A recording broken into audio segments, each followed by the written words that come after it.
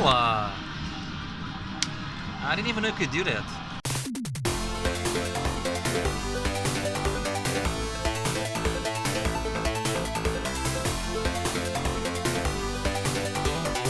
So recently, I was on a vacation on a cruise ship, and of all the things I was expecting to find on a ship at sea, an honest-to-God arcade would have ranked pretty low on the list. But lo and behold, that's exactly what I ran into. It's been years since I've seen a proper arcade, and to be fair, this one was pretty small. But I wasn't about to look a gift horse in the mouth. Of course, I started with the classics like Donkey Kong and Galaga. Sadly, this wasn't an original Galaga machine, as it had both Pac-Man and Galaga on one arcade, and even mentioned the Namco website. So clearly, this was a somewhat modern arcade, but it did look and feel like the real thing. It even had the Pac-Man maze burned into the screen. And let me tell you, you haven't lived until you've played Galaga with the Pac-Man maze burned into the screen. But this arcade wasn't really made for my generation.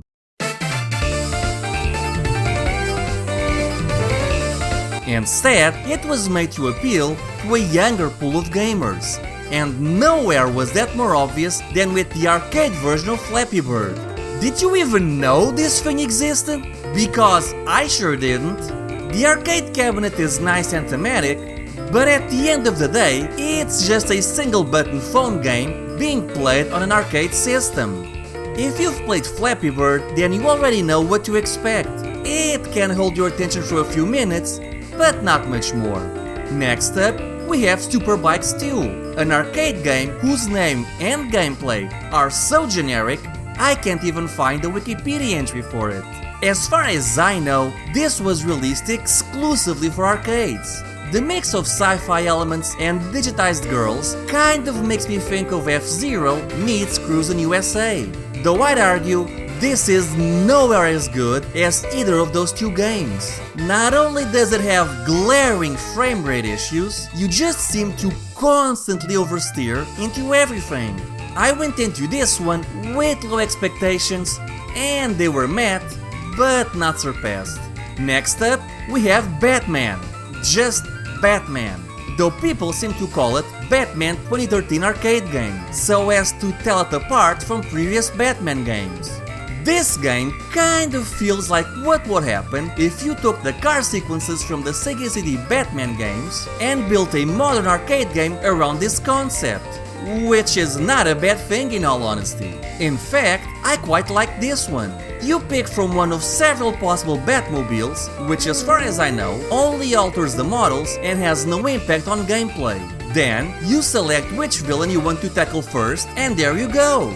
In this case, I picked the Joker, which gave a nice rendition of a voice actor trying to do his best Mark Hamill. Say, Bats, I'm hosting a little soiree this evening, and I'd just love for you to be there. I promise it'll be a blast!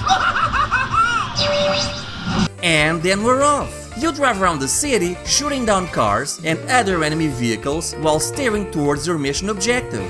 Your objective usually meant going to certain parts of the city and destroying pre-selected targets, all while you're under a strict timer. This also meant you need to pay attention to your map, because if you take a wrong turn or if you get lost in the city, chances are you won't have enough time to beat the level. Sure, the difficulty went from accessible to downright brutal in a heartbeat. But this is an arcade game we're talking about. And hey, you can even select the Batmobile from the animated series. The game won't hold your attention for any long periods, but it does its job well enough if you're looking for a short gaming session. Next up, we have Grid. And well, it's Grid. If you're into Grid, you'll probably like this one, but I'm not into racing games unless they're over the top and arcade. So while a lot of people enjoy this game, it just isn't for me. It did have online options, but either the servers are empty or this machine wasn't connected to the internet. Either way, I don't think playing this online while on a ship in the middle of the ocean would have made for a smooth experience. Next up, it's America's Army. I remember this game being pretty popular in the early 2000s. But its time in the sun came and went. meaning I'm not sure what surprised me the most.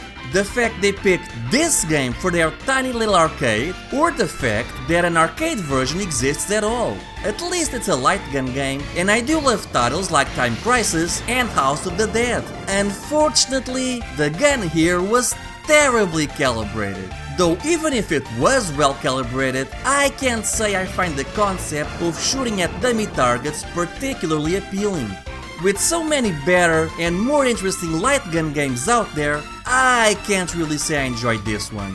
Finally, we have Terminator Salvation.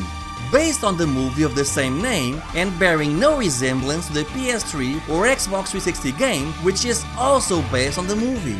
Instead of being a third-person shooter like those versions, this one is another light gun game. Though thankfully much better than the previous one and properly calibrated. The game looks better than its PS3 or Xbox 360 counterpart, and the action is a bit hectic, but the game is nice enough to tell you when an enemy is about to shoot at you, giving you time to dispatch him first. You can also pick up new weapons, which will have different firing rates, range, and dispersion, as well as screen-clearing bombs. And I have to admit, holding that gun felt so satisfying. Though it did get heavy after a while. Overall, this one was pretty decent. It doesn't have the style of a House of the Dead game or the fast action of Namco's Time Crisis, but it is a pretty decent light gun game, assuming you can hold the gun long enough to finish it. In the end, having played all these modern arcade games, I still found myself playing the classics, especially Galaga, which is where I sunk most of my money into.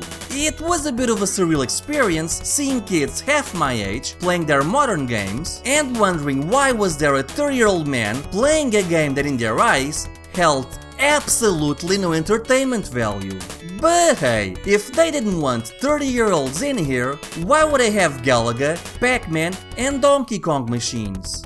Weird, awkward stares aside, I did manage to score 237,000 points on Galaga with a single credit, which I consider a pretty good score. What about you? How much can you score on a single credit in the arcade version of Galaga? Let me know in the comments. Regardless, I'm quite happy that I finally got to play this classic on a real arcade machine instead of a console or emulation. Hey everyone, thank you for watching St1ka's Retro Corner. If you enjoyed the video, be sure to like, comment, subscribe and share this video. All that fun social media stuff. And be sure to hit that notification bell icon to know when a new video is out. Anyway, I hope you have a great day. Bye!